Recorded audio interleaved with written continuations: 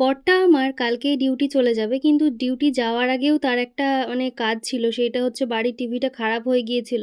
তো সেইজন্য বাড়ির টিভিটা সারিয়ে নিয়ে আসলো।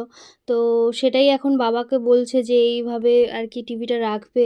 আর কত টাকা নিল টিভিটা সারাতে সেটাও বলছে।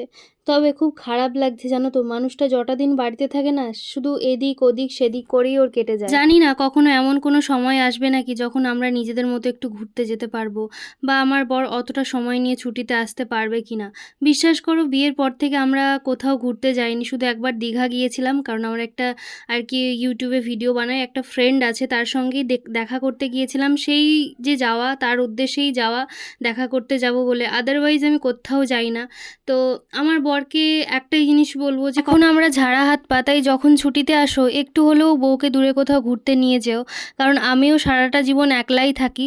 তো ঘোরা মানে শুধু বাস স্ট্যান্ড আর বাড়ি, আমার বাপের বাড়ি থেকে তোমার বাড়ি, এইভাবে ঘোরা বলে না।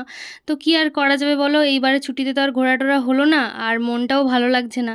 একটু ঘুরতে যাওয়ার ইচ্ছে ছিল, ঘোরা বলতে কখনোই আর ঘোরা হলো না আমার। সেই মা যতদিন জীবিত ছিল ততদিনই আর কি ঘোরা হয়েছিল। মা যাওয়ার পর থেকে কোথাও ঘুরতে যেতে পারিনি। আর কোয়ার্টারে যেতাম, কোয়ার্টারে গিয়েও একটা জায়গা মোটে ঘুরতে গিয়েছিলাম, কারণ ওর আবার ছুটি থাকতো না। আর এই যে কালকে চলে যাবে, আবার আমাকে সেই 4-5 মাস ধরে অপেক্ষা করতে হবে ওর বাড়ি আসার। আর সবথেকে বড় কথা কি জানো তো, যতই আমরা সময় বের করার চেষ্টা করি হয় না। ছুটিটাই এমন থাকে, আর ওর ছুটি আসা মাত্রই হাজার একটা কাজ থাকে। তো আমি জানি না কখনো আমরা ঘুরবো কি না কখনো। তো তোমরা একটু কমেন্টে জানাও কার কার আমার মতো অবস্থা। তো এখন আমি রান্না করছি, আর ওকে ঝগড়া করছিলাম যে তুমি ছুটিতে আসলে আমাকে ঘুরতে নিয়ে গেলে না। তারপর বলছে হ্যাঁ নিয়ে গিয়েছিলাম তো, তোমাকে চা খেতে নিয়ে গিয়েছিলাম, তোমাকে এই খাওয়াতে নিয়ে গিয়েছিলাম। কি আর বলি বলো তো, যাবে কালকে, আর ওই জন্য কিছু বলিনি। আর কিছু বলারও নেই সত্যি বলতে।